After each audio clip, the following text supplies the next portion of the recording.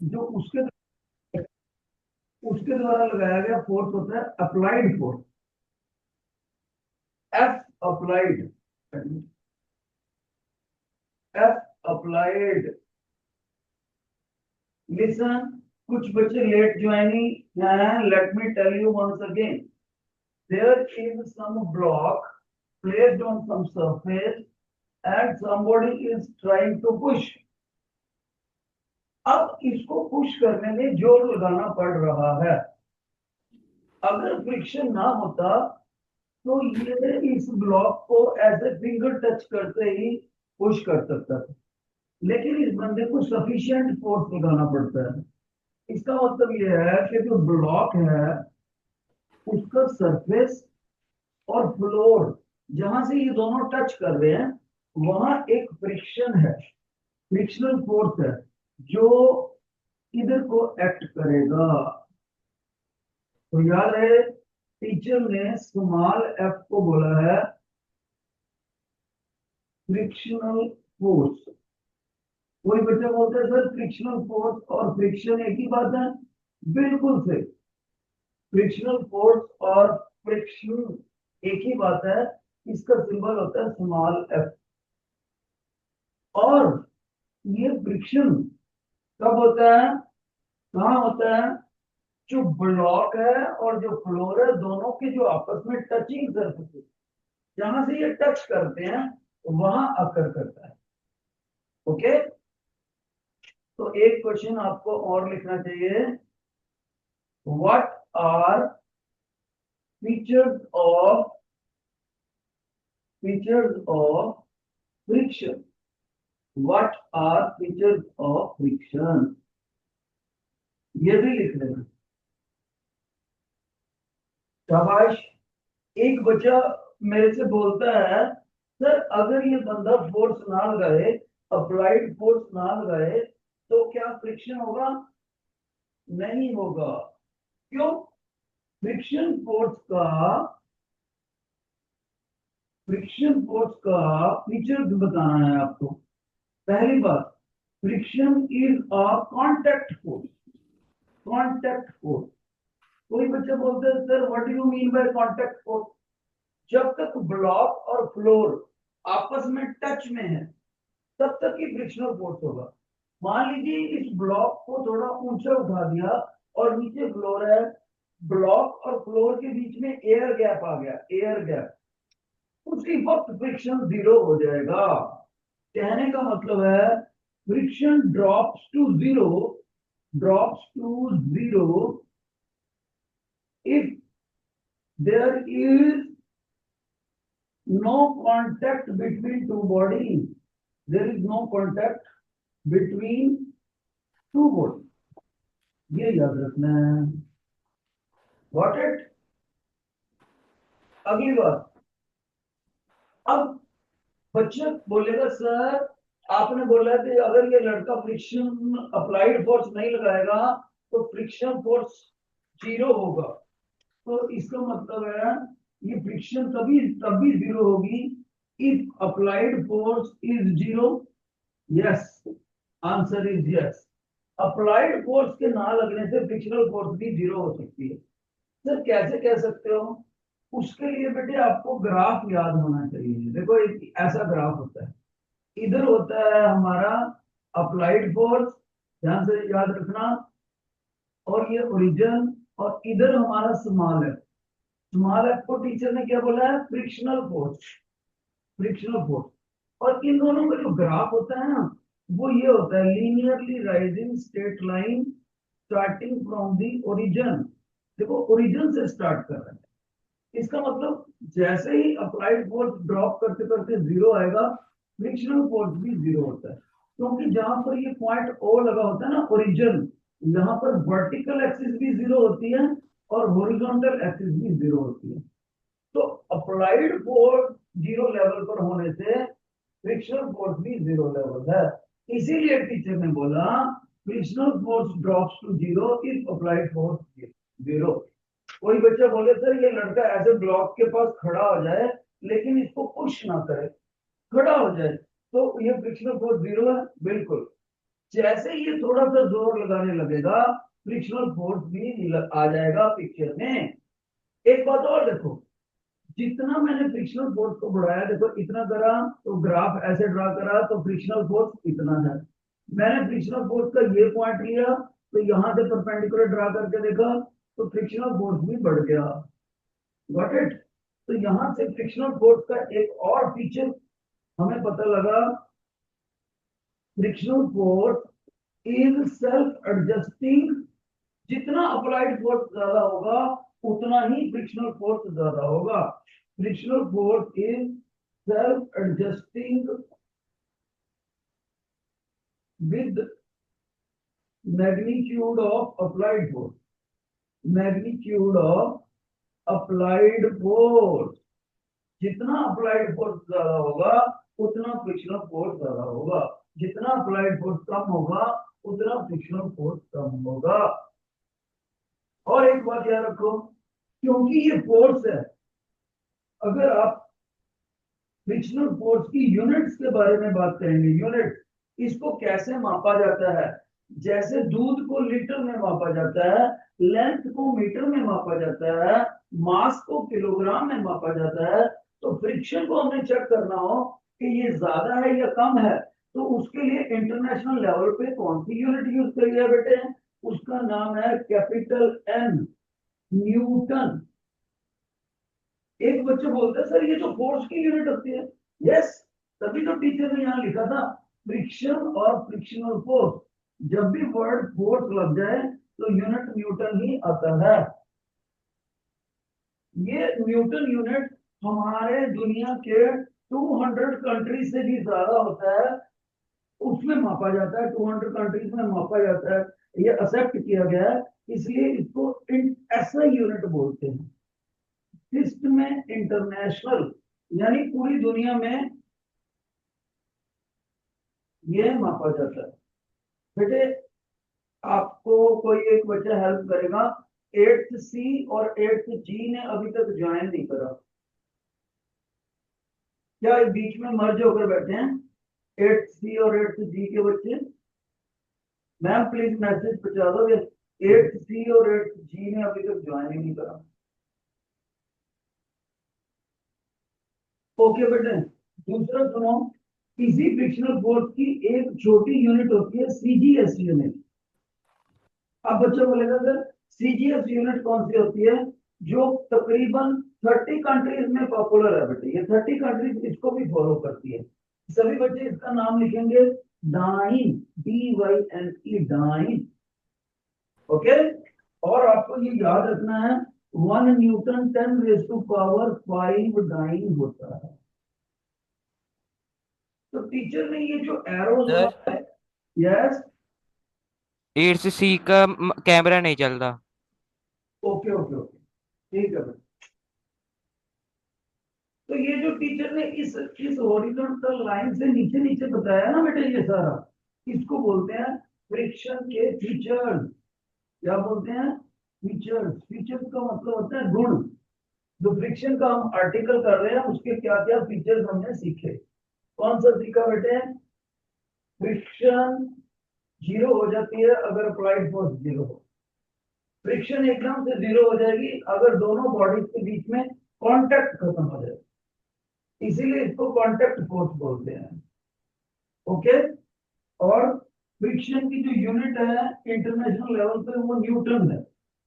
और जो 30 countries friction की एक और यूनिट भी मानती है डाइन, और 1 न्यूटन 10⁵ डाइन के बराबर होता है। और जितना ये बंदा ज्यादा जोर लगाएगा ब्लॉक के ऊपर उतना ही फ्रिक्शनल फोर्स लगेगा ज्यादा। इसीलिए इसके लिए ये यूज करा जाता है, friction is self adjusting with applied force, with applied force. एक और बात याद रखनी है बेटे, फ्रिक्शन, फ्रिक्शन एक ऐसा फोर्स है, ध्यान से सुना, अगर ये ना हो, अगर ये ना हो दुनिया के बहुत से काम रुक जाएंगे। आप बोलोगे सर कौन कौन से काम रुक जाएंगे? कोई इंसान जमीन के ऊपर चल नहीं सकता, कोई आसान इंसान दूसरी चीज को ऐसे हाथ में ग्रिप नहीं कर सकता, ग्रिप भी खत्म हो जाएगी, क्योंकि फिसलन हो जाएगी बहुत ज्यादा, वरना इंसान जमीन पे चल भी नहीं सकता और व्हीकल सड़क के ऊपर चल नहीं सकते। अगर फ्रिक्शन नहीं होगी तो बहुत सारी चीजें रुक जाएंगी।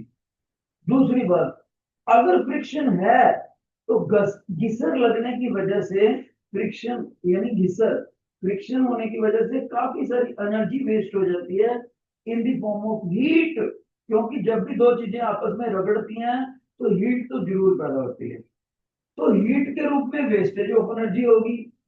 इसका मतलब फ्रिक्शन एक बुराई है। बुराई की इंग्लिश होती है इविल, EVIL। दूसरा, फ्रिक्शन के बिना बहुत सारे काम रुक भी जाते हैं। इसका मतलब फ्रिक्शन जरूरी भी है। इन दोनों बातों को मिलाकर इसका एक और फीचर हम लिखा करते हैं। कौन सा होता है? Friction is a necessary evil. It is friction, it is a necessary मैंने जरूरी, और इविल मैंने बुराई। बुराई इसलिए बोलते हैं कि एनर्जी वेस्टेज है, और नेसेसरी इसलिए है कि इसके बिना दुनिया के बहुत से मोशन नहीं हो पाएंगे, like walking of the person on the floor, like running of the vehicle on the road, और इसके बिना ग्रिप भी जीरो हो जाएगी। Like if there is no grip between the accelerator of the bike and my fist, I can not rotate the accelerator of my bike unless and until there is frictional grip of my hand over the accelerator of the bike। तो बहुत सी चीजें रुक जाएंगी। अब देखो इधर से teachers ने क्या क्या बता दिया, देखो बेटे ध्यान से सुनो। देखो टीचर ने इसका आंसर बताया आपको, friction, what is a friction. Okay, फिर टीचर ने यह बताया फ्रिक्शन के फीचर्स क्या होते हैं, what are the features of the friction. फिर टीचर ने ये भी बताया, क्या बताया बेटे, ये बताया फ्रिक्शन की यूनिट्स कौन सी होती हैं। देखो what are its unit. Okay, फिर टीचर ने ये भी बताया why friction is a necessary evil, why friction is a necessary evil. जिन चार क्वेश्चंस के ऊपर मैंने सर्कल लगाया है वो हमने अभी तक डिस्कस करे हैं।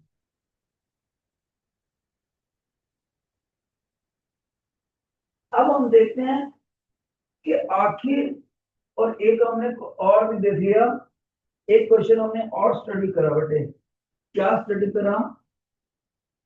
Graph between, graph between frictional force and applied force, frictional force and applied force.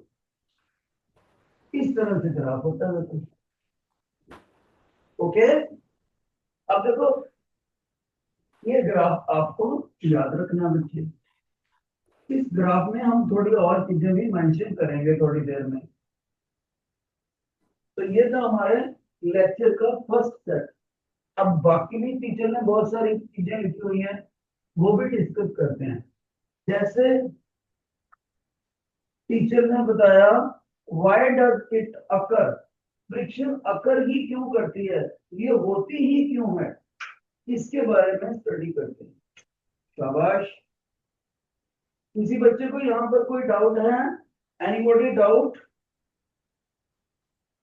May I ask one question from Varun Bhatia, 8th D?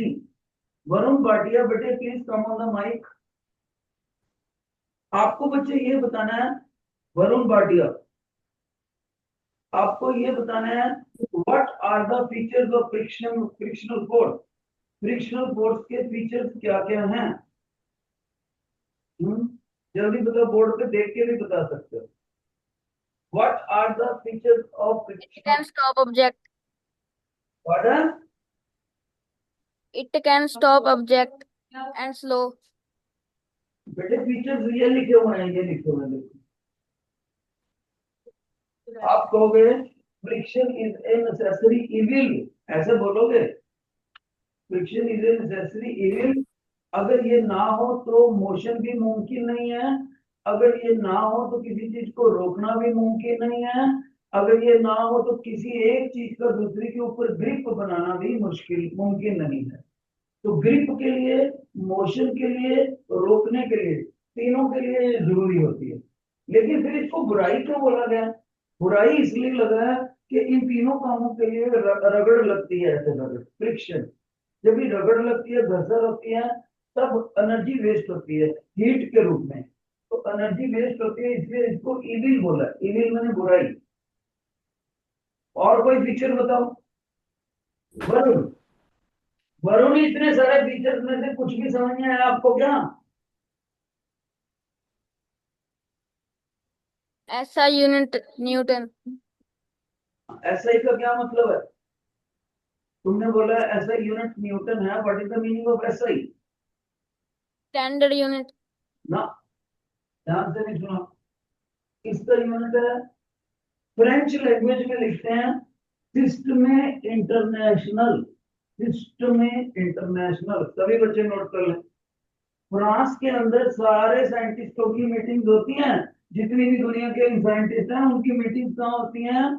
France में पेरिस के पास एक शहर है जिसका नाम है सेवरीज। सेवरीज, वहां पर साइंटिस्टों की मीटिंग होती है। तो फ्रांस ने साइंटिस्टों को रिक्वेस्ट करी कि इंटरनेशनल सिस्टम कहने की बजाय मेरी लैंग्वेज में लिख दो, सिस्टम इंटरनेशनल लिख दो। इतना तो मान लो मेरी बात, मैं आप सभी को खर्चा करता हूँ।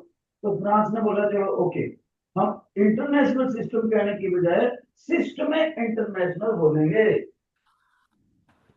ओके, बैठो, प्लीज सिट डाउन। एक बेटे 8th एफ में बच्चा है, 8th एफ में अरुषि रानी। अरुषि रानी 8th एफ में, please come on the mic. 8th F Arushi Rani. हाँ बच्चे, बेटे आप, हाँ आपसे एक क्वेश्चन है छोटा सा। अगर अप्लाइड फोर्स ज्यादा होगा तो फ्रिक्शनल फोर्स ज्यादा होगा, अगर अप्लाइड फोर्स कम होगा तो फ्रिक्शनल फोर्स कम होगा। इस फीचर को क्या बोलते हैं? What is this feature known है?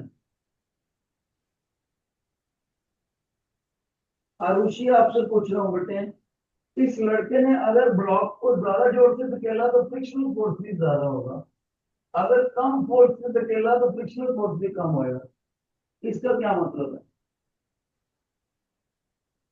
इसको हम क्या बोलते हैं? नहीं बता सका बच्चा, सुनता नहीं, इसका मतलब सुना नहीं, ध्यान दो।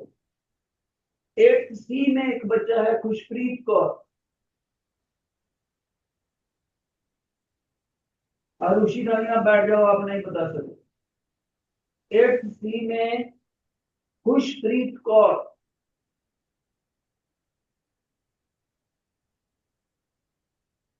कोई बच्चा आएगा माइक पे?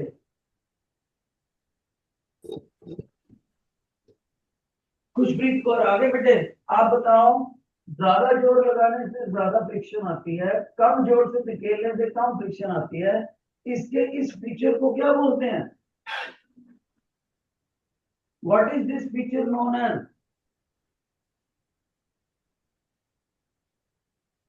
बच्चे सुनते हैं, ये तो लिखा हुआ है, self adjusting in nature. Self adjusting, frictional force is self adjusting in nature with the applied force. आपको इतना बोलना था बस, सेल्फ एडजस्टिंग। पता नहीं सुनते नहीं है अच्छे से। एक और बच्चा है सबनीत कौर, 8th बी। जाओ आप। Sabneet Kaur absent. Absent, okay. Jasdeep Singh 8th C. 8th C Jasdeep Singh.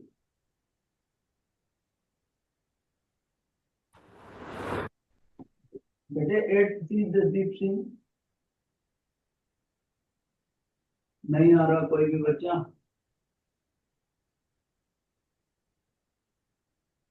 Eighth सी जसदीप सिंह। यस। हाँ बेटे, आप ये बताओगे फ्रिक्शन का सीजीएस यूनिट जो 30 कंट्रीज में चलता है उसका नाम क्या था? CGS unit of friction. SI unit तो उसने बता दिया गुड़िया ने, न्यूटन। सीजीएस यूनिट क्या था?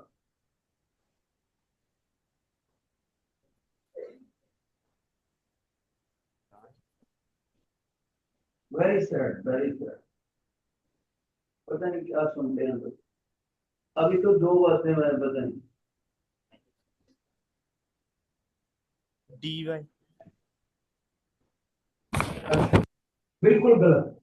डाइन, DYNE, डाइन ये लिखा था। यहाँ न्यूटन लिखा था, उसके साथ ही डाइन लिखा था। ये बच्चे ने बता दिया था, ये तुम्हें बता रहा था जो तुम नहीं बता सके। DYNE, डाइन भी याद नहीं करा आपने। जाओ सीट पे बैठो। तीन बच्चे लगातार, तीनों ने अच्छे से परफॉर्म नहीं करा। इसका मतलब मैं अब बारी बारी सबको बुलाना शुरू कर दूं। अब मैं बहुत बच्चों को माइक पे बुलाना, ध्यान से बैठना। और जिसने नहीं बताया फोटो खींच के साथ की साथ ही प्रिंसिपल मैम को व्हाट्सएप, ये याद रखना। तो एक बार बता दूं, ध्यान से सुन लेना, मैं फिर से क्वेश्चन पूछना है। जो बच्चा नहीं बताएगा उसका फोटो खींचा जाएगा, व्हाट्सएप कर दिया जाएगा प्रिंसिपल मैम को, और रिक्वेस्ट करी जाएगी कि forward it to the parents of the child. इस बंदे ने इस ब्लॉक को पुश करा, जितने फोर्स से पुश करा दैट इज अप्लाइड फोर्स। और ब्लॉक और फ्लोर के बीच में अपोजिट डायरेक्शन में एक फोर्स एग्जिस्ट करता है, उसको बोलते हैं फ्रिक्शनल फोर्स। स्मॉल एफ से लिखा है, ये इसका सिंबल है। फ्रिक्शनल फोर्स को फ्रिक्शन भी बोल सकते हैं या फ्रिक्शनल फोर्स, एक ही बात है। और जितना ये ज्यादा जोर लगाता है उतना ही फ्रिक्शनल फोर्स ज्यादा है। इसलिए इन दोनों में जो ग्राफ है वो इस तरह से बढ़ता है, ऐसे रेड लाइन में लीनियरली राइजिंग। दोनों दोनों का जो ग्राफ है ओरिजिन को टच करता है। इसका मतलब अप्लाइड फोर्स के जीरो होने से फ्रिक्शनल फोर्स भी जीरो होता है। इसीलिए टीचर ने कहा था कि ये लड़का अगर साथ में खड़ा हो जाए लेकिन ब्लॉक को पुश ना करे, जोर ना लगाए, तो फ्रिक्शनल फोर्स भी जीरो हो जाएगा। अप्लाइड फोर्स जीरो करने से फ्रिक्शनल फोर्स भी जीरो हो जाएगा, ये लिखा हुआ है पिक्चर में। दूसरा, अगर ये ब्लॉक को जमीन से ऊंचा उठा दे तो जमीन और ब्लॉक के बीच में एयर गैप हो गया, कांटेक्ट खत्म हो जाएगा। जैसे ही कांटेक्ट खत्म हो जाए, no contact, frictional force drops to zero. इसीलिए इसको कांटेक्ट फोर्स बोलते हैं। कांटेक्ट का मतलब होता है touch. Frictional force is a necessary evil. Necessary क्यों? Why frictional force? Because it is must to stop the body, because it is must for the motion of the body, because it is must for the grip of the body। तीनों word याद रखना, grip, stop, motion, तीनों के लिए जरूरी है। और ये इविल क्यों है, बुराई क्यों है? तो आप कहोगे चाहे मोशन करना हो, चाहे स्टॉप करना हो किसी मूविंग बॉडी को, चाहे ग्रिप करना हो, तीनों चीजों में दो बॉडीज आपस में रगड़ा खाती हैं। रगड़े को इंग्लिश की लैंग्वेज में फ्रिक्शन बोलेंगे, घिसर को।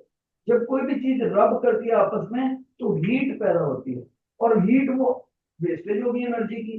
हीट इज एनर्जी, तो हम क्यों वेस्ट करना चाहेंगे? क्योंकि वो वेस्ट होगी है, इसलिए बुराई है हमारे लिए वो। काश फ्रिक्शन किसी बॉडी को रोक पाती लेकिन गर्मैश पैदा ना होती, तब बहुत अच्छा होता। तो उसने अच्छा काम तो किया, किसी बॉडी को मोशन दिया या रोका। एक बच्चा बोलते सर फ्रिक्शन मोशन में मदद कैसे करती है? ये तो हमें समझ आता है कि रोकने में मदद करती है, पर चलने में कैसे मदद करेगी मोशन में? देखो बेटे, अगर मेरे इस पैर की यहाँ जमीन पे ग्रिप नहीं बनेगी तो मैं अगला पैर कैसे निकालूंगा? मान लीजिए मैंने अपने पैरों के ऊपर ऑयल लगा दिया, ऑयल, और नीचे बर्फ है, बर्फ। नीचे क्या बर्फ है या कांच है, गीला कांच, और मेरे पैरों में ऑयल भी लगा हुआ है। अब आप मेरे को बोलो सर बर्फ के ऊपर मेरे को दौड़ के दिखाओ या चल के दिखाओ, तो जैसे ही मैं चलने लगता हूँ ये पैर लगा रख के पीछे वाला पैर आगे लाने की कोशिश करूंगा तो यही पैर पीछे फिसलता जाएगा। तो एक पैर की ग्रिप बनेगी तभी तो आगे रखूंगा। इसलिए मोशन के लिए भी फ्रिक्शन जरूरी होती है। ओके बेटे, इतनी सारी बातें बताई, अब हम आगे चलते हैं।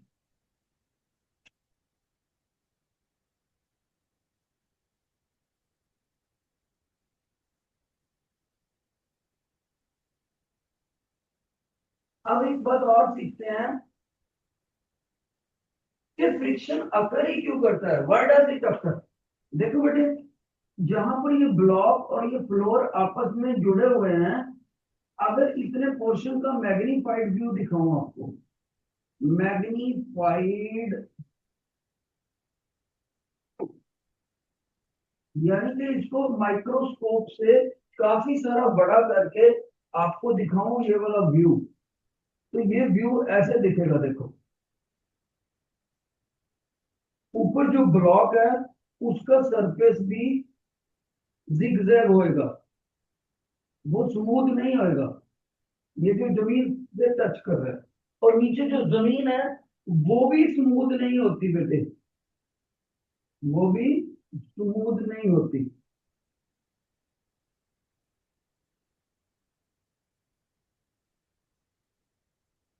तो हमने इसका ये मैग्नीफाइड व्यू दिखाया, आप देखते हो कहीं कहीं पर इनके तीखे किनारे आपस में फंसे हुए हैं। ये देखो यहां से ये आपस में अटके हुए हैं। ये जो उनके कॉनिकल एंड्स हैं, तीखे किनारे, ये जहां से आपस में फंसे हुए हैं, इसको क्या बोलते हैं, इंटरलॉकिंग पॉइंट। इंटरलॉकिंग पॉइंट सभी बच्चों को लिखना चाहिए। और ये दोनों चीजें, दोनों सरफेस आपस में स्मूथ नहीं होते, ठीक है। मैग्नीफाइड व्यू में पता लगता है कि जो हमें नेकेड आई से बिना माइक्रोस्कोप के ऐसे लगते हैं ब्लॉक भी नीचे से मुलायम है और फर्श भी मुलायम है, लेकिन असली में वो मुलायम नहीं होते, जिगजैग होते हैं। तो आप कह सकते हो zigzag surfaces in touch, zigzag surfaces, non smooth भी लिख सकते हो, non smooth surfaces in touch. ये सारे इंटरलॉकिंग पॉइंट है, जैसे ये दोनों, ये भी इंटरलॉकिंग पॉइंट। इस इंटरलॉकिंग पॉइंट का एक नाम और भी है, याद रखना है इसको, cold weld. Cold weld.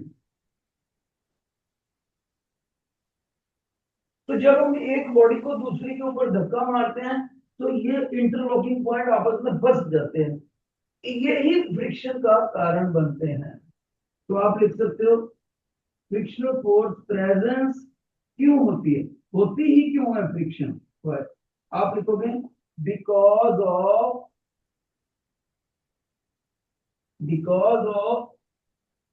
Interlocking of cold weld points, cold weld points of two surfaces in touch, of two surfaces in touch।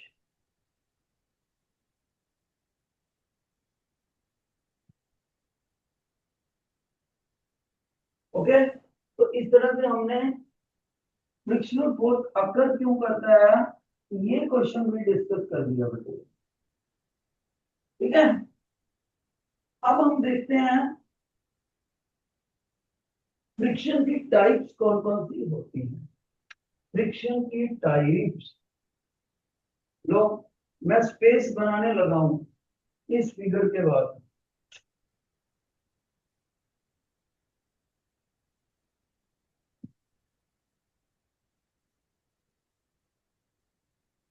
जब आपसे फ्रिक्शन की टाइप्स पूछ रहे हैं तब आपने बोलना है फ्रिक्शन की टोटल 3 टाइप्स हैं। ध्यान से सुनना, I will put the questions to the students by name, I will call the students by name on the mic, so everybody should be very attentive।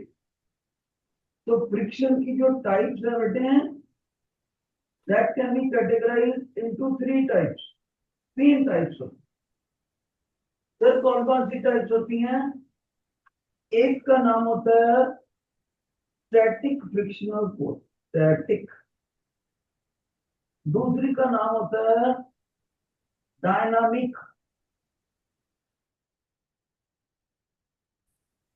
Third का नाम होता है बेटे रोलिंग, रोलिंग। 3 टाइप्स की फ्रिक्शन। और अगर memory tool बनाया हो आप अल्फाबेटिकली DRS, आपको अच्छे से पता है क्रिकेट के मैचेस में डीआरएस एक पॉपुलर टर्म है, डीआरएस है ना। तो यहीं से आप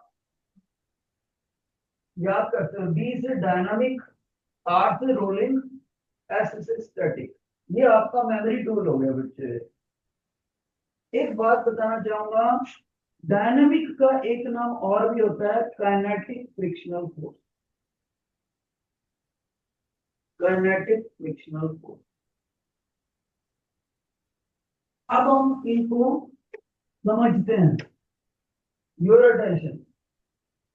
सबसे पहले बच्चा बोलेगा सर स्टैटिक फ्रिक्शनल फोर्स क्या होता है। आप सभी ने याद रखना है, जब भी साइंस में ये वर्ड आ जाए स्टैटिक, इसका मतलब होता है एट रेस्ट। साइंस में जब भी इसका मीनिंग आ जाए एट रेस्ट, तो इसका मतलब क्या है, ध्यान से सुनना। Everybody please be attentive. ये बच्चे ने ब्लॉक को जोर लगाया अब इसको पुश करने के लिए। जरूरी तो नहीं है ना कि उसने इतना फोर्स लगा दिया कि वो ब्लॉक मूव ही कर सके। This is also possible, the person is applying the force but the अलमीरा on the floor is not moving, the block on the floor is not moving. जोर लग रहा है लेकिन वो सफिशिएंट नहीं है। इसका मतलब ये हुआ कि जब अप्लाइड फोर्स लग रहा है, बंदा उसको पुश कर रहा है अलमीरा को, लेकिन अलमीरा अभी मोशन में नहीं सेट हुआ, तब तक जो फोर्स लगेगा, फ्रिक्शनल फोर्स अलमीरा और फ्लोर के बीच में, उसको स्टैटिक फ्रिक्शनल फोर्स बोलते हैं। नोट कर लो, frictional force is called static frictional force till applied force is not zero, till applied force is not zero, but body is at rest, body is still at rest।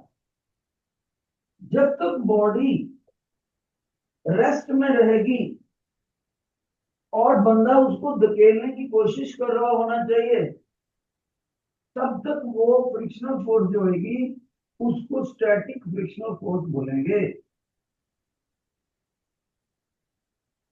और देखो एक teacher, जितना ज्यादा applied force लगता है उतना ही frictional force बढ़ता है।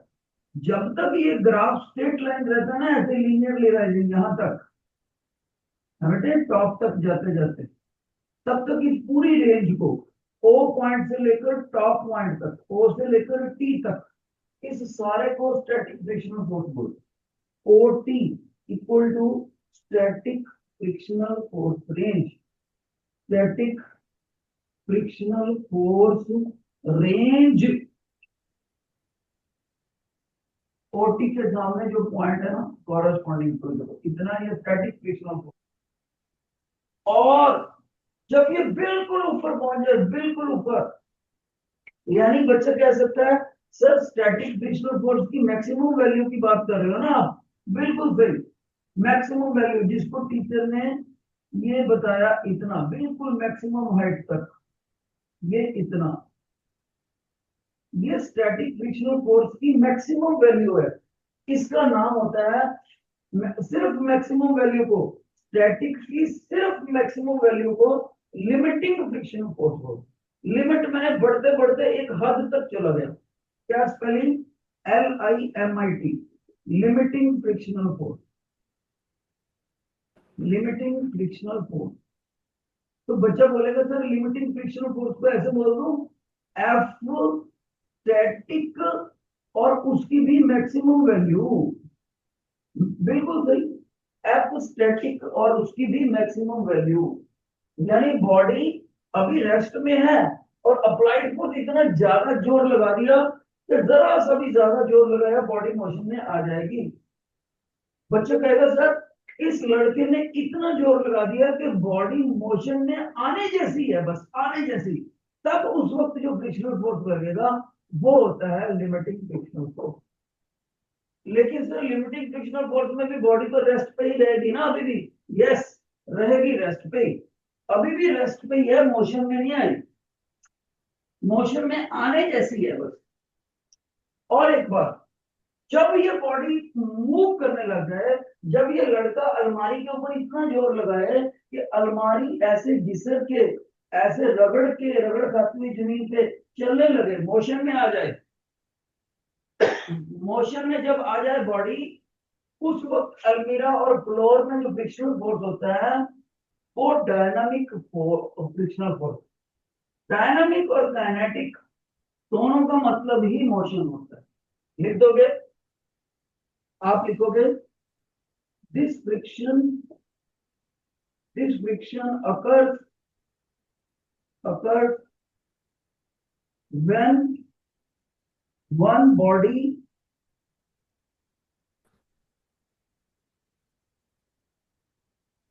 the other। देखो मैंने यहाँ पर कुछ ब्लैंक छोड़ दिया, रेड कलर से जहां पर ब्लैंक छोड़ा है टीचर ने, कौन बच्चा बताएगा इसकी जगह क्या आना चाहिए? Anybody in the all classes. यहाँ रेड कलर में जो डॉटेड लाइन है, यहाँ पर टीचर को क्या लिखना चाहिए? This friction occurs when one body dash the other, dash the other. Anybody, एक भी बच्चा सारी क्लासों में आके बता सके। इसका मतलब नाम लेके बुलाना पड़ेगा मेरे को, बुलाना तो मैंने है ही है, लेकिन अगर एक भी बच्चा खुद से आए, I will be very happy.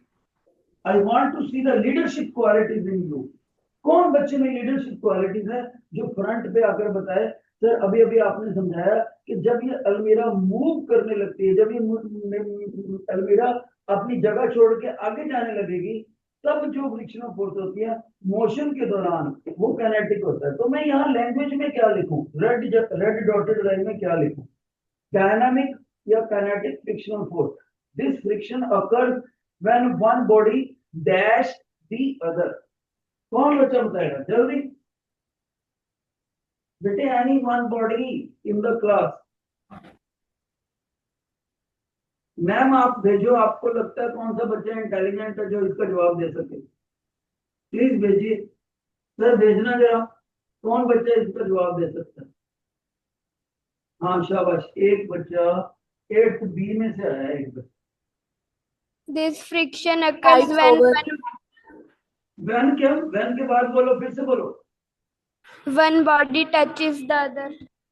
टचीज the other ना, टचीज में तो ये भी था, सारे ही होते हैं टचीज, वो तो general feature. This friction occurs when one body slides on the other.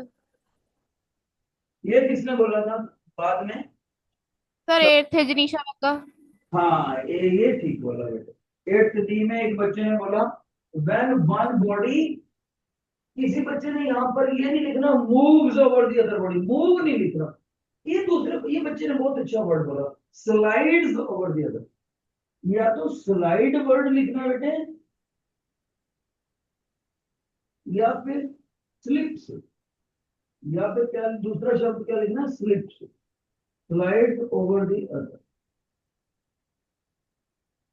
एक बॉडी दूसरे के ऊपर रगड़ खा के जानी चाहिए, रगड़ खा के, ऐसे रोल करते हुए नहीं जानी चाहिए। जैसे साइकिल चलता सड़क पे वैसे नहीं जाना चाहिए।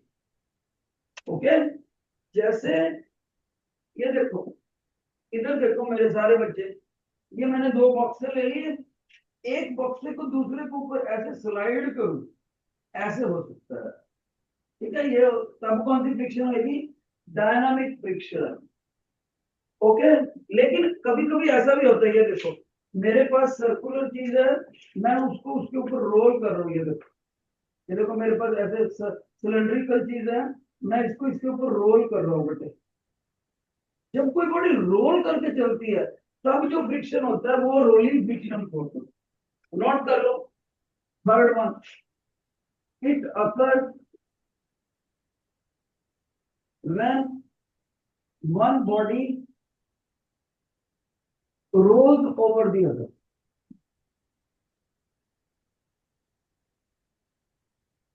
एक बात याद रखना, मोशन का वर्ड ना इधर यूज करना है ना इधर यूज करना है। इसके ऊपर अपने स्लाइड यूज करना है और इधर अपने रोल करना है।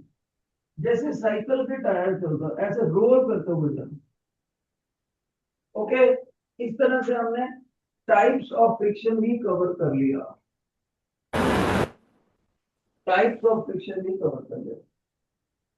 बाकी देखो कितनी सारी चीजें पढ़ी हैं अभी, और लेकिन हमें टाइम अलाउड नहीं करता बेटे। आपके अगले लेक्चर भी होते हैं, करूंगा। एक बात बताओ, जिन बच्चों को आज का लेक्चर समझ आया, please raise your right hand, give me the feedback, give me the feedback. सुस्ती नहीं करनी बेटे, please raise your right hand. तो 8th सी के फर्स्ट बेंच पे फर्स्ट बच्चे को नहीं समझ आया, बस बाकी सबको आ गया। Thank you, thank you.